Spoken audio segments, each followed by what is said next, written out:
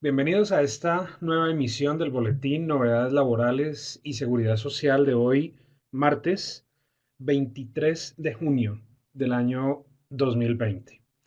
Muchas gracias a todos por su asistencia. Vamos a conversar sobre un tema que a todos debería interesarnos, como lo es el de los beneficiarios de la pensión de sobrevivientes establecidos en las leyes que rigen el sistema de seguridad social integral en Colombia. Saber qué personas de nuestro grupo familiar podrán llegar a recibir la pensión cuando fallezcamos es un tema que, repito, a todos debería interesarnos. Muchas gracias a todos por su participación nuevamente. Veo que están ya ingresando a las diferentes redes sociales. Recuerden que estamos transmitiendo para Facebook, para Twitter, para YouTube, para Periscope. Eh, Compartan estos links de acceso con sus amigos, con sus familiares.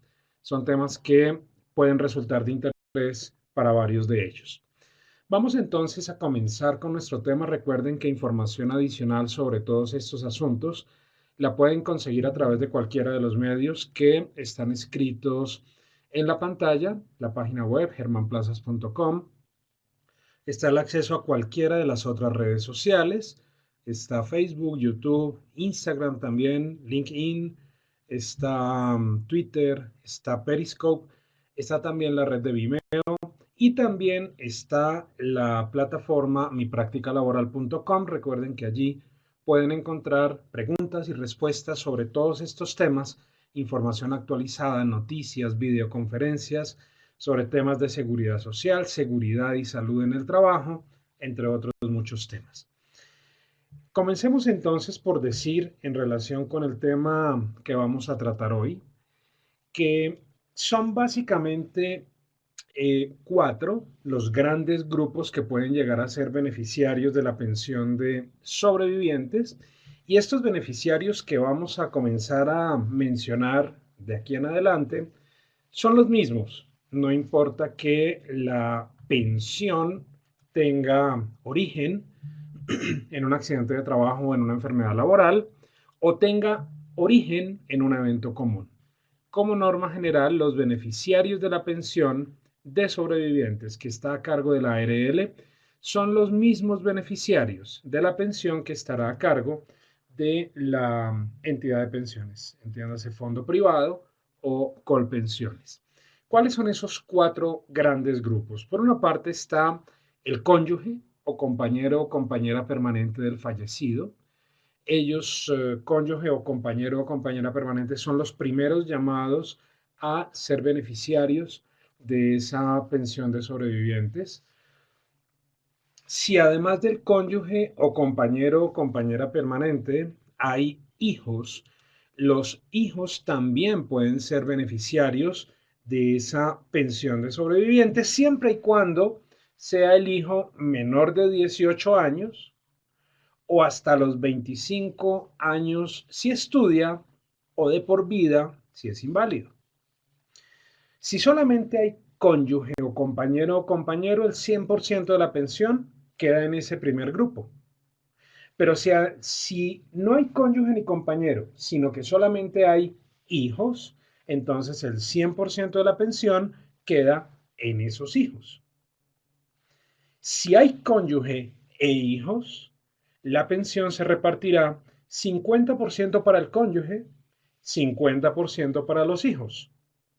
Y cuando los hijos dejen de tener derecho, ese 50% que se repartía entre los diferentes hijos sube y entrará a incrementar el valor de la pensión que venía recibiendo originalmente el cónyuge o compañera permanente. Si no hay cónyuge, ni compañero ni compañera, ni tampoco hijos, entonces hay un tercer grupo que puede llegar a ser beneficiario de la pensión de sobrevivientes, que pueden ser los padres del difunto que dependieran económicamente de él. Ese es el tercer gran grupo de beneficiarios de la pensión de sobrevivientes. Los padres del fallecido que dependan económicamente de él. Si no hay cónyuge ni compañero ni compañera, si tampoco hay hijos menores de 18 años, ni tampoco hasta los 25 si estudian, ni tampoco inválidos para que tengan derecho a la pensión de por vida, y tampoco hay padres que dependan económicamente del fallecido, pasamos al cuarto grupo que potencialmente puede ser beneficiario de la pensión de sobrevivientes, que son los hermanos. Los hermanos que dependan económicamente del fallecido. Esos son, en principio, los cuatro grandes grupos que pueden llegar a ser beneficiarios de la pensión de ARL, pensión de sobrevivientes. No importa que la pague la ARL, no importa que la pague la entidad de pensiones del riesgo común, fondo privado o Colpensiones. Frente a cada uno de estos cuatro grandes grupos, la ley contempla algunas particularidades, algunos casos excepcionales que hay que mirarlos, hay que evaluarlos, o también frente a algunos de estos cuatro primeros grandes grupos ha habido sentencias, casos ya resueltos por la Corte Suprema de Justicia o por la Corte Constitucional que precisan el alcance o las condiciones que hay que cumplir para tener derecho a la pensión de sobrevivientes en cada uno de estos cuatro grandes grupos. Les voy a mencionar algunas de esas excepciones que contempla o bien la ley o bien algunas sentencias para que nos formemos un criterio general de quiénes pueden tener derecho a esta pensión.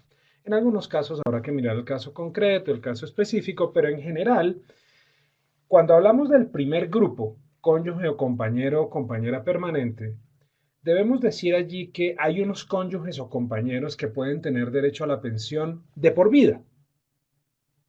Hay otros cónyuges o compañeros que podrán tener derecho a la pensión de sobrevivientes, ya no de por vida, sino en forma temporal. ¿Qué cónyuges o qué compañeros pueden tener derecho a la pensión de por vida?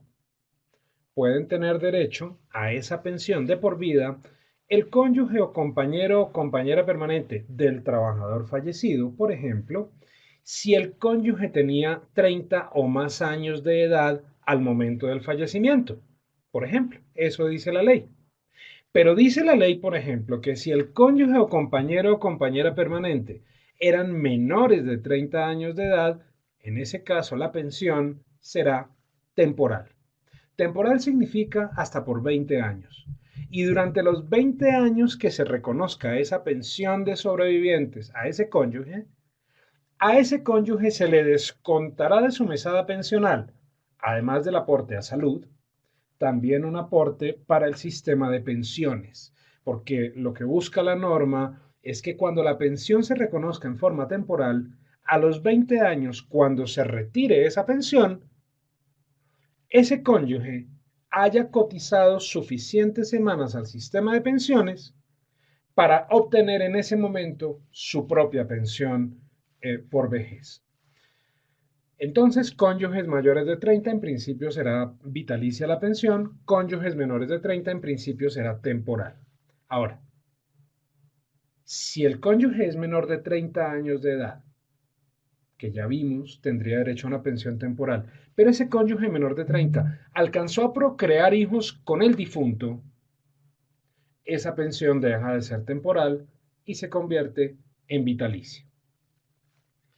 La ley frente al cónyuge o el compañero o compañera permanente también contempla otra serie de situaciones. Por ejemplo, ¿qué pasa si quien fallece no es un trabajador, sino que es un pensionado? En casos como esos, la ley exige que el cónyuge o compañero o compañera permanente que quieran tener derecho a ser beneficiarios de esa pensión de sobrevivientes originada en el fallecimiento de un pensionado, ese cónyuge o ese compañero o compañera permanente tienen que demostrar un tiempo mínimo de convivencia con ese pensionado que falleció. Y ese tiempo mínimo de convivencia son 5 años. Claramente lo que se busca con eso es disminuir el riesgo de fraude al sistema de seguridad social, pues porque en alguna época se detectaron casos de personas que siendo ellas muy jóvenes, se unían en matrimonio con una persona pensionada de avanzada edad y cuando el pensionado fallecía, ese cónyuge o compañero o compañera permanente muy jóvenes entraban a reclamar la pensión de sobrevivientes, causando entonces que esa pensión ya no iba a durar solamente los 20 o 30 años del pensionado, sino 20 o 30 más de ese muy joven beneficiario que alegaba tener la calidad de cónyuge para seguir recibiendo esa pensión. Entonces, fíjense, cónyuge mayor de 30, cónyuge menor de 30, cónyuge o compañero de pensionado que fallece. Fíjense cómo en ese primer orden entonces ya hay una serie de situaciones particulares que hay que mirar y hay otras situaciones adicionales. Casos como por ejemplo el de una pareja casada, por ejemplo casada, un año, se separan, no disuelven por ejemplo la sociedad conyugal, cada uno toma su camino, se unen a hacer vida marital, digamos, o a vivir como compañeros permanentes con otras personas, otras parejas. Repito, habiendo tenido un vínculo matrimonial inicial sin haber disuelto la sociedad conyugal. Y resulta que después, con los años, cuando ya habían formado otro hogar, otra familia, alguno de los dos fallece. Pues bueno, lo que dice la ley es que, aunque cada caso hay que mirarlo, puede darse la situación que esa pensión de el que falleció haya que repartirla entre su compañero actual y quien fue su cónyuge en el pasado. Puede darse esa situación. Y en ese caso la pensión no se repartirá 50-50. Puede darse el caso en que la pensión haya que repartirla en proporción al tiempo de convivencia con cada uno de ellos. ¿Cuánto vivió con el cónyuge del cual se separó y con quien no disolvió sociedad conyugal? ¿Cuánto vivió con el compañero o compañera permanente? Y posiblemente la pensión habría que repartirla en proporción al tiempo de convivencia con cada uno de ellos. Repito, cada caso habrá que mirarlo. Fíjense cómo entonces dentro de este primer orden hay un montón de casos que habría que evaluar. Dentro del segundo orden, dentro de los hijos menores de 18 años o hasta los 25 si estudian o de por vida si son inválidos, pues digamos que ahí también hay otra serie de situaciones particulares que habría que evaluar y es, por ejemplo, qué pasa con aquellos menores de edad que estaban a cargo del fallecido, pero que no eran hijos biológicos suyos. En casos como esos, cuando el fallecido veía por un menor de edad y en la práctica lo había considerado como un hijo para efectos de crianza, en ese caso podría darse la situación del reconocimiento de una pensión de sobrevivientes en favor de ese menor de edad, que aunque no era hijo biológico ni hijo adoptivo, eh, podría ser considerado un hijo en crianza. Hijos entonces menores de 18 años o hasta los 25 si estudian o de por vida si son inválidos. Dentro del tercer orden están los padres que dependan económicamente del fallecido. Aquí en este tercer orden la gran discusión está en qué se entiende por dependencia económica de los padres. En relación con ese tema, empiezo por decirles que hay sentencias en las cuales se ha dicho que la norma general frente a la dependencia económica es que no hay normas generales. O sea, cada caso hay que mirarlo. Sin embargo, hay unos criterios generales que se pueden extraer del conjunto de sentencias que se han emitido. Y, por ejemplo, algunos de esos puntos son una cosa es que el papá dependa económicamente del fallecido y otra cosa es que recibiera ayuda económica del fallecido. Para tener derecho a la pensión de sobrevivientes en calidad de padre, el padre tiene que demostrar que no había cónyuge, que no había compañero, que no había hijos con derecho y que él dependía económicamente y no simplemente que recibía una ayuda del fallecido. Es decir, que el soporte económico que le suministraba el fallecido era de tal magnitud que sin él el padre no podría atender sus necesidades mínimas de subsistencia. No, que es que el hijo le pagaba solamente la tarjeta de crédito o el hijo le ayudaba con un pedacito del arriendo, pero los otros hermanos ponían el otro pedazo, en fin. Casos como esos probablemente no haya dependencia económica. Cada caso hay que mirarlo, pero el primer mensaje es hay que diferenciar entre dependencia económica y ayuda económica. Ha habido otros casos, por ejemplo, en los que los padres del fallecido están separados y se presenta a reclamar la pensión uno de los padres, no los dos, solo uno, alegando que el otro cónyuge no responde con su obligación de alimentos para atenderlo a él y que era su hijo quien sufragaba sus necesidades económicas. Habrá que evaluar ahí de qué magnitud era la ayuda del hijo a ese padre que reclama y por qué el otro miembro de la pareja no estaba cumpliendo con sus obligaciones de socorro y ayuda. Ha habido casos en los que la pensión se le reconoce a ese papá que reclama, a pesar de que el otro no atiende con sus obligaciones de socorro y ayuda. Cada caso hay que mirarlo, pero fíjense cómo se pueden dar todas esas variables. Ahí en el tema de los padres, el asunto fundamental es la dependencia económica, que es diferente a la ayuda económica que puede recibir el padre del fallecido. Y dentro del cuarto orden están los hermanos, que dependan económicamente del fallecido. Aquí en este punto es importante mencionar que la ley originalmente exigía que el hermano que reclamara la pensión tuviera que demostrar primero que no había cónyuge, ni hijos, ni padres, y que él como hermano era inválido y dependía económicamente del fallecido. Esas eran las dos condiciones que tenía que demostrar el hermano que quisiera tener derecho a la pensión de sobrevivientes por el fallecimiento del afiliado. La reciente sentencia que les menciono de la Corte Constitucional de hace un par de semanas, básicamente lo que dice es que los hermanos del fallecido pueden tener derecho a la pensión siempre y cuando dependan económicamente del fallecido. Ya no es necesario que cumplan con el requisito de ser inválidos. Lo único que se necesita es que dependan económicamente del fallecido.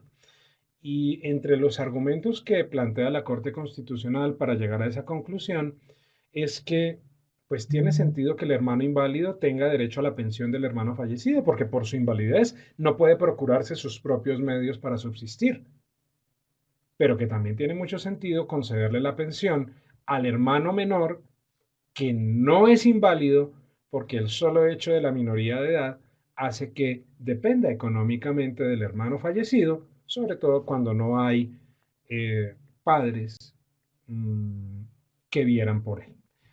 Esos entonces son básicamente los cuatro grandes grupos de beneficiarios de la pensión de sobrevivientes en términos generales: cónyuge o compañero o compañera permanente, hijos menores de 18 años de edad o hasta los 25 si estudian o de por vida si son inválidos, padres que dependan económicamente del causante, siempre y cuando dependan económicamente de él, y los hermanos que dependan económicamente del fallecido, ya sin el requisito de ser inválidos. Esos son básicamente los beneficiarios de la pensión de sobrevivientes. Repito, no importa que la pensión sea por riesgo laboral, no importa que la pensión sea por riesgo común. Recuerden que información adicional sobre todos estos temas la pueden conseguir a través de cualquiera de todos estos medios que están en la pantalla. Especialmente les recomiendo mipracticalaboral.com. Descarguen la aplicación a sus celulares, lo pueden hacer sin costo, se registran y reciben en su correo electrónico un PIN que les permitirá conocer la plataforma sin costo durante un tiempo limitado. Muchísimas gracias por su atención, por su participación. Espero que este tema haya sido de su interés y espero contar con la presencia de todos ustedes en una próxima oportunidad. Muchísimas gracias a todos, les deseo una feliz semana. Compartan este link con sus conocidos y amigos. Cuiden su salud y hasta una próxima oportunidad. Muchísimas gracias a todos y hasta pronto. Gracias.